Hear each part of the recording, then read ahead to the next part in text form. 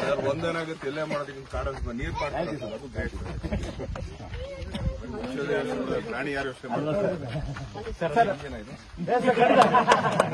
sir ಅಲ್ಲಿ